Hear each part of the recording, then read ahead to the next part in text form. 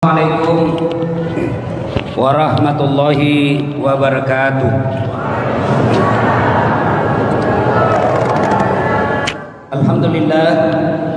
Alhamdulillahi rabbil alamin.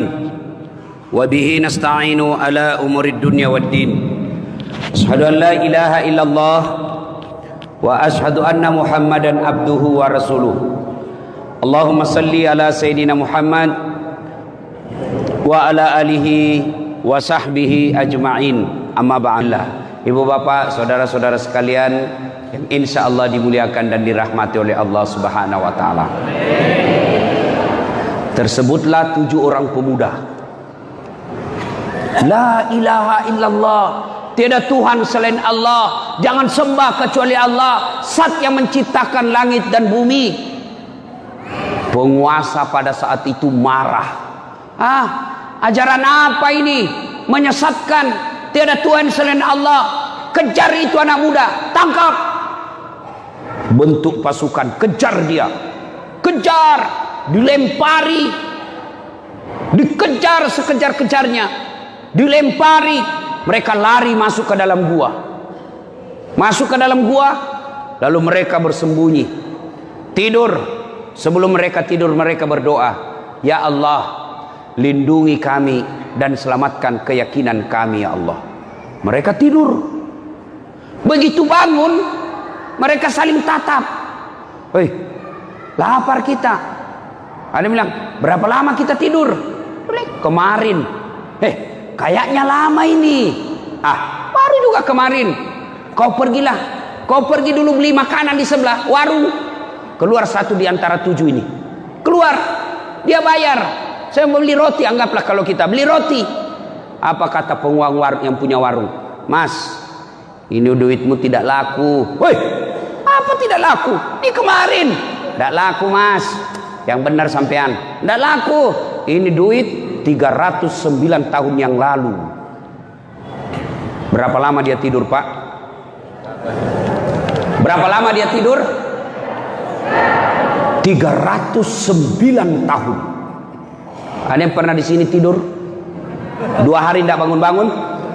Tak bisa, tidak masuk akal.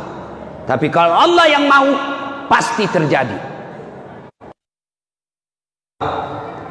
Ibrahim alaihissalam, la ilaha illallah, tiada Tuhan selain Allah, jangan sembah kecuali Allah, Zat yang menciptakan langit dan bumi. Marah Fir'aun. Nabi Musa, kata Fir'aun, tangkap itu, tangkap Musa, adili. Ternyata Allah punya kuasa. Allah punya kuasa. Dikejar, sudah laut di depan, pasukan Fir'aun di belakang, tidak masuk di akal bisa selamat. Tapi Allah perintahkan, Musa, hentakkan tongkatmu ke laut. Dihentakkan, terbelah laut pak. Bapak pernah lihat laut terbelah? Tidak pernah. Yang banyak di Indonesia, laut jalan-jalan ke kota, pulang tarik rumah dan manusia. Tsunami. Fir'aun terbelah laut. Selamat pasukan Nabi Musa. Begitu sampai di daratan, lautan tertutup, tenggelam Fir'aun dan pasukannya. Tidak masuk akal, tapi terjadi. Ibrahim alaihissalam, la ilaha illallah, tiada Tuhan selain Allah, jangan sembah kecuali Allah. Ibrahim, dia lihat punya Namrud, patungnya dia pakai sembah, dia pakai sholat, dia sembah-sembah. Raja Namrud pergi lagi, berburu di tengah hutan. Datang Ibrahim, masuk ke tempat ibadahnya Fir'aun. Dia hantam semua patung-patung, dihancurkan semua patung-patung. Satu yang tersisa, yang paling besar, kebetulan tangannya begini. Dia gantung itu kampak di tangannya. Begitu pulang Fir'aun dari berburu, dia masuk rumah ibadahnya. Siapa yang hancurkan Tuhan-Tuhan kami? sebarkan intel. Oh, dapat desas-desus. Ternyata pelakunya Ibrahim. Tangkap Ibrahim. Ibrahim diadili secara terbuka. Ibrahim, menurut intel-intel kami, kamu yang hancurkan berhala-berhala kami. Siapa bilang? Fir'aun katanya. Ramrud, intel kami katakan, bukan. Siapa bilang? Bukan saya. Ini patung tangannya menunjuk ini. Ya, misalnya ini patung. Bukan saya, ini. Kata ininya menunjuk dirinya, meskipun tangannya menunjuk patung. Dia bilang bukan saya, ini. Kata Fir'aun, gila kau. Kenapa bilang gila? Mana bisa dihancurkan? Mana bisa dia gerak? Gila kau. Kata Ibrahim, ini tidak bisa gerak. Tidak bisa. Tidak bisa ngapa-ngapain. Tidak bisa. Kenapa kau sembah? Yang gila saya atau kamu? Wah, tambah marah Fir'aun. Dibakar, lempar masuk ke api. Semua berkata, rasa kamu, mati kau, sok jago. Tunggu. Habis api, tinggal lagi sisa-sisa bakaran, goyang-goyang. Orang ini, apa yang goyang? Ternyata keluar Ibrahim. Tidak masuk akal. Manusia dibakar hidup-hidup pasti mati. Kalau Allah yang mau, selamat. Kisah berikutnya, Muhammad sallallahu alaihi wasallam ingin ditangkap. Musyawarah kafir Quraisy. Saudara-saudara sekalian, makin hari ini makin banyak pengikutnya Muhammad. Kita apa ini Muhammad? Musyawarah mereka rapat dari belakang. Usul ketua, apa? Bagaimana kalau kita cari perempuan paling cantik di Mekah, kirim ke Muhammad? Apa kata ketua sidang? Mohon maaf, Muhammad bukan pejabat Indonesia. Kasih cewek cantik, hilang akal sehatnya. Kalau begitu diapain? Ketua usul, kita sogok, cari duit, kumpul paling banyak, kasih Muhammad, suruh berhenti dia dakwah. Mohon maaf, bukan bangsa Indonesia. Kasih duit, selesai urusan. Banyak kan pejabat suka sogok kan? Banyak Pak. Benar. Ya Bapak juga salah. Kenapa pilih? Iya toh? Kita tidak mau pejabat korupsi. Kita tidak mau kalau pejabat kita maling. Tapi kita juga terima duitnya ketika pilpres dan pilkada. Jangan menyogok, jangan korupsi, tapi pilkada wane piro. Akhirnya kata lagi yang satu, gini aja deh, sogok aja Muhammad, kita angkat dia menjadi raja di kerajaan ini. Tidak mempan. Akhirnya apa? Kalau begitu kita bunuh saja rame-rame. Gimana caranya mau dibunuh? Muhammad punya Bani Hashim. Kalau kita bunuh Muhammad, keluarga Bani Hashim keberatan. Begini caranya, kita keroyok. Kalau Bani Hashim keberatan, maka dia akan berhadapan dari semua suku yang ada di tanah Arab ini. Bagaimana? Setuju? Setuju. Kapan? Tidak usah lama-lama, besok malam. Hasil rapat tidak boleh bocor. Siapa yang bocorkan, kita pancung kepalanya. Setuju? Setuju.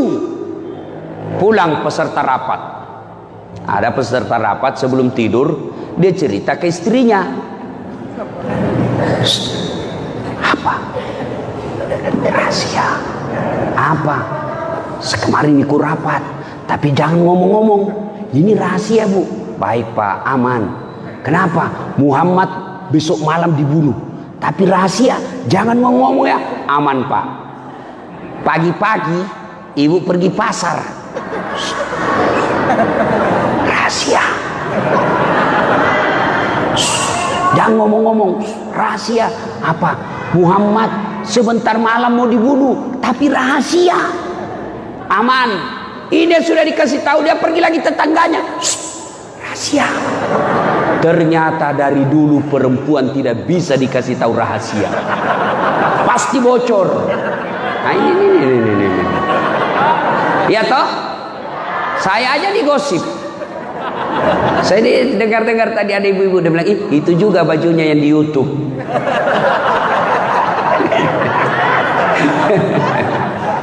Akhirnya Muhammad pun tahu.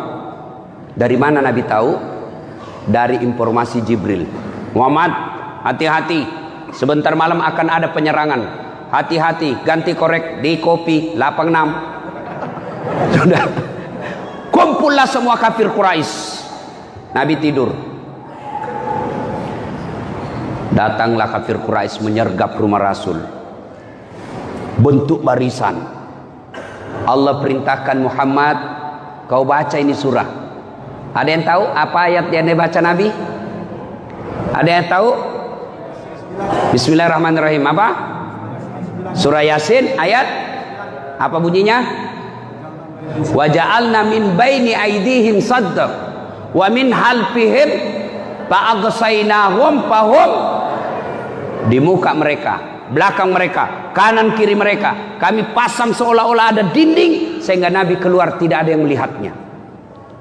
Ayat ini yang dibaca mahasiswaku kalau ada rahasia polisi lalu lintas.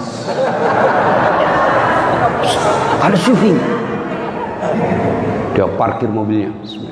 Wa ja'alna min baini aydihim sadda wa min halfihim sadda. Dia lihat itu polisi. Ja'alna min baini aydihim wa min halfihim lahum.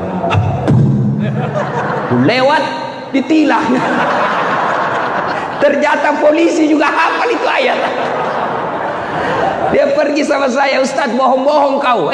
Kenapa kau bilang bohong? Saya baca itu ayat, kok saya ditilang. Apa? Saya tidak pakai helm. Kau yang dongo. Mana bisa kau tidak dilihat polisi? Memangnya polisi itu netra. Itu ayat bukan untuk kamu, itu untuk Rasulullah pada saat hijrah. Lewat Nabi. Tidak ada yang melihatnya. Bangun. Begitu Nabi sudah jauh, tersadar Abu Jahal, Abu Lahab. Kebrak. Masuk rumah Nabi. Ternyata yang didapati Ali bin Abi Thalib. Aina Muhammad? Ali, mana Muhammad? Mana Muhammad? Kata Ali, mana saya tahu, orang tidur kok ganggu. Kejar. Abu Lahab panik. Abu Jahal membuat pengumuman.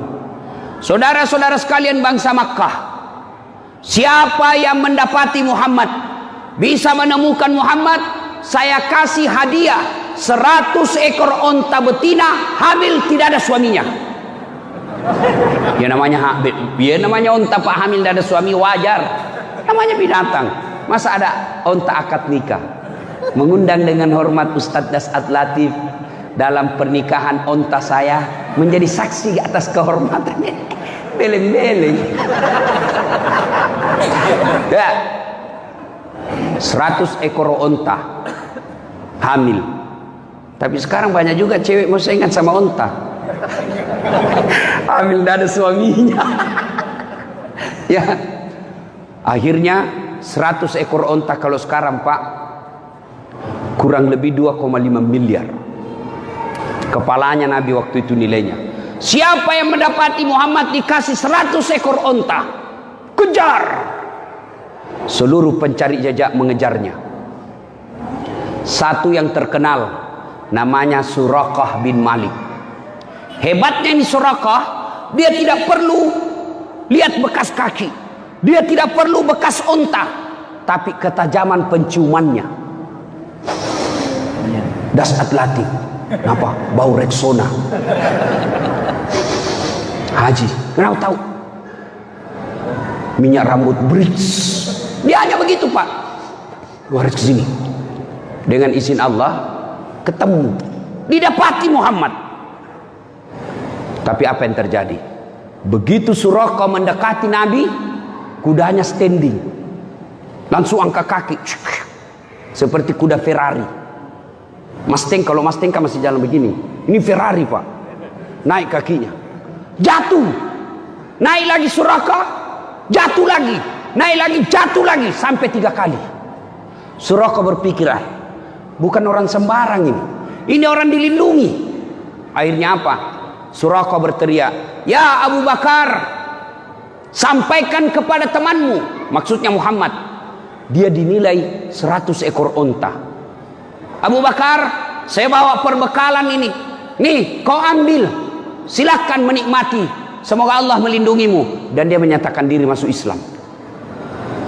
Suraqah keluar dalam keadaan kafir, ingin membunuh Nabi, pulang dapat hidayah. Sudah, ringkas kisah. Nabi kemudian melanjutkan perjalanan. Sebelumnya ada yang terlewat. Di dalam gua Nabi bersembunyi. Didapat sama Abu Jahal, Pak. Didapat. Abu Jahal ngintip. Abu Bakar sudah di dalam, mati kita. Dapat kita ini. Tapi Nabi dengan mantap mengatakan, Abu Bakar, la tahzan, innallaha ma'ana. Abu Bakar, jangan takut, jangan kau sedih, jangan cemas. Allah bersama dengan kita. Sudah, Allah turunkan bantuannya. Apa yang Allah turunkan? Bukan burung ababil, bukan tentara malaikat, tapi apa yang Allah turunkan? Laba-laba. Tahu laba-laba, Bu? Ibu-ibu tahu laba-laba? Bahasa Sundanya spider. Ini spider bikin sarang di mulut laba-laba, mulut gua. Bikin sarang. Abu Jahal berpikir, tidak mungkin ada manusia di sini. Kalau ada Muhammad di dalam, pasti koyak ini, robek ini sarang laba-laba. Lalu ngintip lagi, terbang burung merpati, berkata tidak mungkin. Kalau ada Muhammad, tidak mungkin ada mengeram di sini. Lalu mereka tinggalkan. Keluar Nabi. Nabi kemudian melanjutkan perjalanannya sampai di Madinah. Sahabat melanjutkan menyambutnya dengan kalimat Tala'al badru alana min saniyatil wada. Inilah hadis kejadian yang dipakai ulama yang menghalalkan, membolehkan lagu. Lagu tidak serta-merta haram, tergantung jenis lagunya. Kalau lagu-lagu nasihat boleh, lagu-lagu menyesatkan haram, lagunya meramah boleh. Katakan Tuhan itu satu boleh. Lagunya Ebit, mungkin Tuhan mulai bosan melihat tingkah kita yang selalu salah dan dengan dosa-dosa, atau alam mulai enggan bersahabat dengan kita. Coba kita bertanya pada rumput yang bergoyang. Nah, itu boleh, itu ada nasihatnya. Lagunya meramah boleh, ada dakwah di dalamnya. Mengapa mengapa minuman itu haram? Karena merusak kepikiran. Mengapa berzina juga haram? Karena itu cara binatang. Berzina itu cara binatang. Mengapa semua yang asik-asik itu diharamkan? Mengapa semua yang enak-enak juga diharamkan? Jawabannya,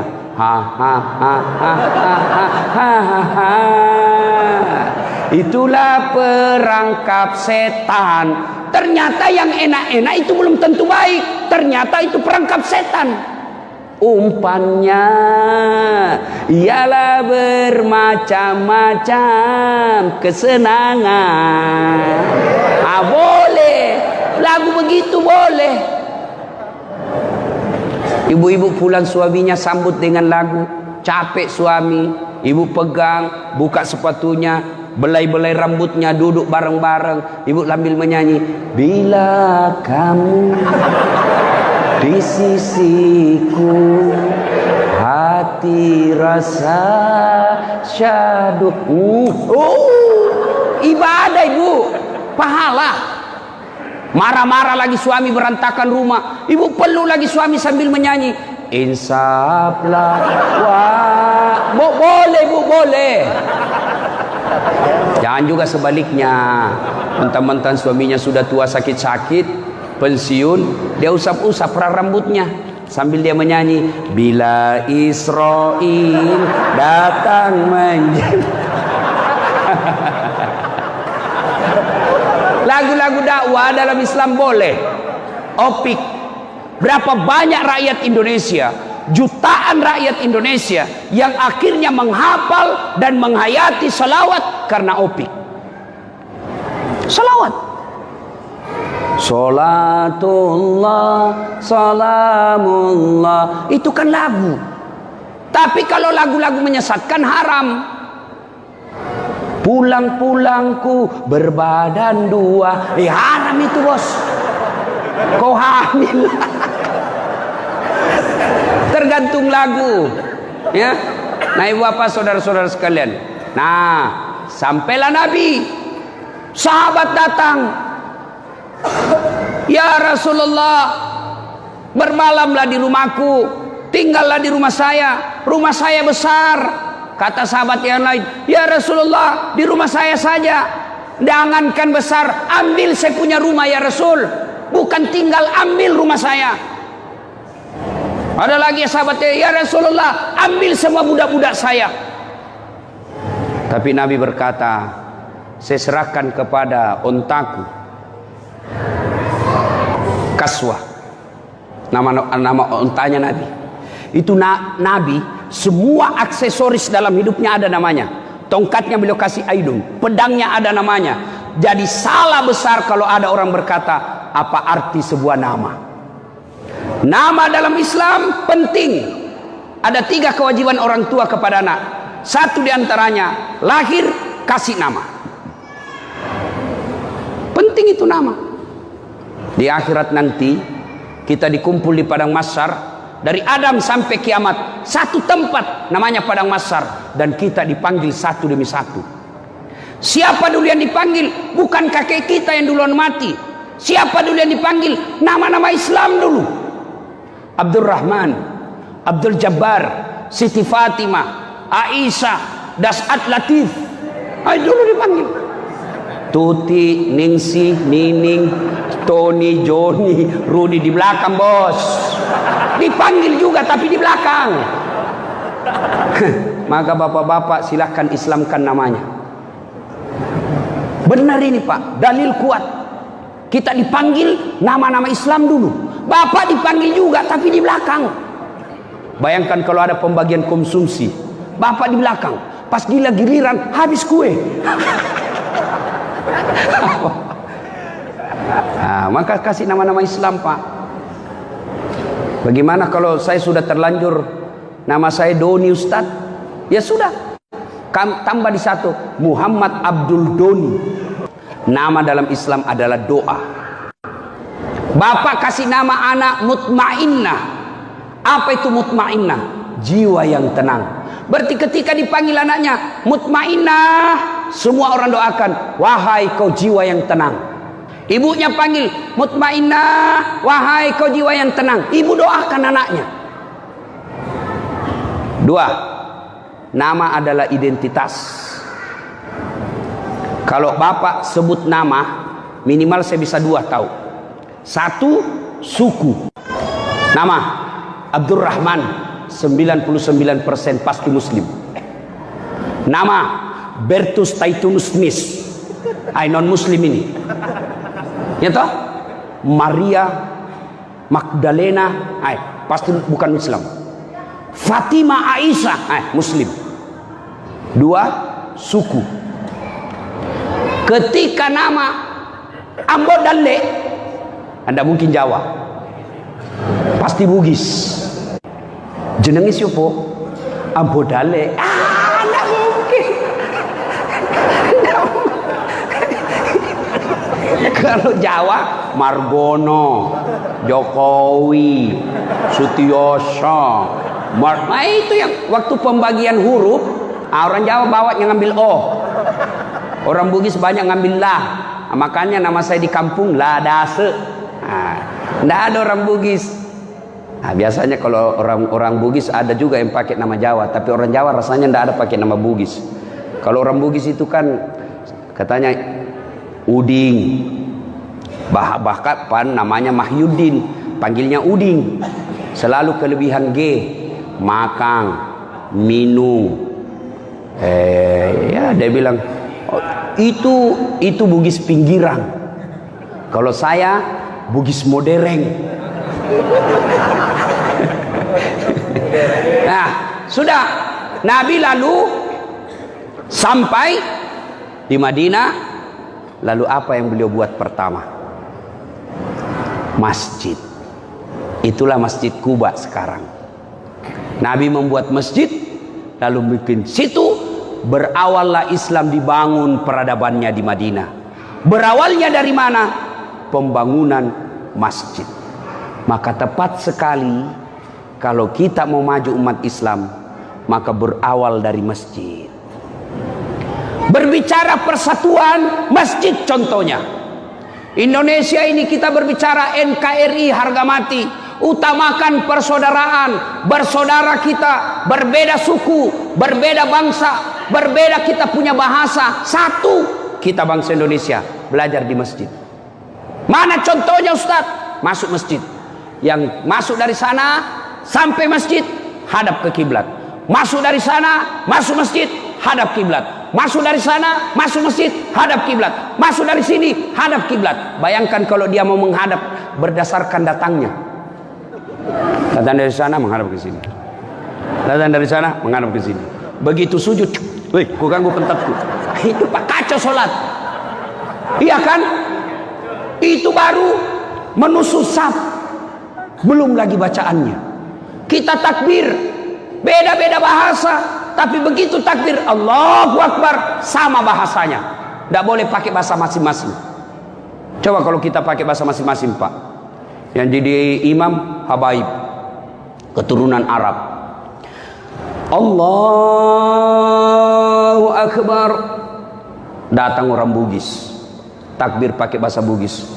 Bungallahu ta'ala malupu. itu sudah mulai kacau itu masjid. Langsung kita balik. Datang pula orang Padang, dia takbir Allah nan gadang, kita balik lagi. Datang pula orang Banjar, Allah ganal bujur.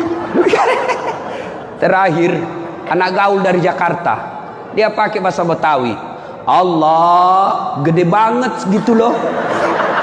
Itu baru 3 suku loh Pak. Kalau Sunda bagaimana ya? Gusti Allah. Gusti Allah nang agung. Kacau sholat Pak. Coba bicara soal persaudaraan, itulah sholat. Bicara tentang kerukunan, sholat contohnya di dalam masjid. Bicara soal kedamaian dalam masjid, contoh Nabi menganjurkan kalian datang sholat sikat gigi dulu, terutama kalau subuh. Apa filosofinya? Kau tidak boleh ganggu orang napasmu. Bayangkan kalau bapak makan jengkol, sholat subuh, bapak ndak sikat gigi, top dulu. Keluar semua Pak. Yang lebih parah, begitu bapak salam ke kanan, yang di samping salam ke kiri, terjadi kekacauan itu.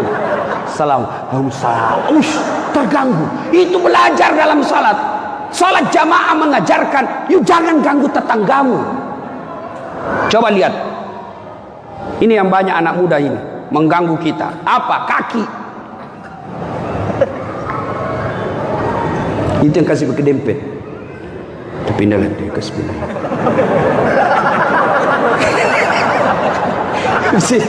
Saya pernah Pak, saya kasih pindah. Satu aku Pak kalau dipegang kena ini terganggu, saya punya konsentrasi karena langsung saya lihat kakinya. Wih gede betul kakinya. Maka saya kasih pindah lah kaki saya. Dia kasih pindah lagi. Saya bilang, tidak ada tempatku ini. Dia pinjak kakinya. Selesai sholat. Kenapa diinjak Ustaz? Kok ganggu saya? Dek, saya tanya, kenapa kau kasih begitu? Supaya rapat saf. Kalau sapat rapat, mau saf mau rapat, bukan kakimu yang kau rapatkan, tapi ini. Atau ini siku. Kalau kaki, renggang. Pak. Tapi kalau ini pasti rapat. Atau siku, kasih rapat. Nggak ada orang sholat begini. Apalagi sholat jamaah, jangan ganggu orang dengan apa? Suaramu. Ada orang sholat kayak dia gigit telinga kita. Kayak dia paling alim dalam masjid. Alhamdulillah. Kau ganggu kita, bos. Maka inilah yang namanya tertib. Diajarkan dalam masjid. Maka bapak kalau mau belajar ngatur negara, belajar dari masjid. Apalagi dalam masjid. Malam masjid tidak ada yang namanya perbedaan-perbedaan. Bapak datang meskipun gembel, datang paling awal, masuk duduk paling depan. Tidak ada VIP. Coba, itulah Islam. Imam depan, makmum belakang. Imam ada syaratnya. Satu, kalau kau jadi imam kata Nabi, jangan kau panjangkan bacaanmu. Ini berarti Nabi mengajarkan kepekaan sosial. Itu sebelum angkat takbir, Allahu Akbar, disunahkan balik ke belakang dulu. Salat jami' rahimakumullah. Salat inspeksi pasukan. Ternyata di dalam banyak pensiunan. Jangan kau kasih panjang, bos. Kau siksa orang tua. Kau siksa orang tua. Barangkali ada ibu-ibu yang mau sekali kentut. Barangkali ada juga kasihan pegawai honor yang baru beli sepatu baru, lupa parkir baik-baik sepatunya. Kau panjang bacaanmu, pasti dia pikir sepatunya hilang. Sudah sepatu saya, aduh, panjangnya hilang. Kau siksa orang, bos. Barangkali ada anak muda pakai motor, dia lupa cabut kuncinya. Percaya ndak bakal husuk. Iya. Ini namanya aspiratif. Ada imam, Masya Allah, dia baca yang panjang-panjang. Pulang sholat anak muda, sholat subuh pak. Dia malam Jumat mimpi masuk neraka. Maka dia tobat, dia pergilah sholat subuh. Enak sholat subuh di masjid anak muda. Apa enak Ustaz? Aliran sesat itu tadi. Kenapa aliran sesat? Sholat subuh 3 rakaat. Saya bilang bukan 3 rakaat sujud tilawah dong.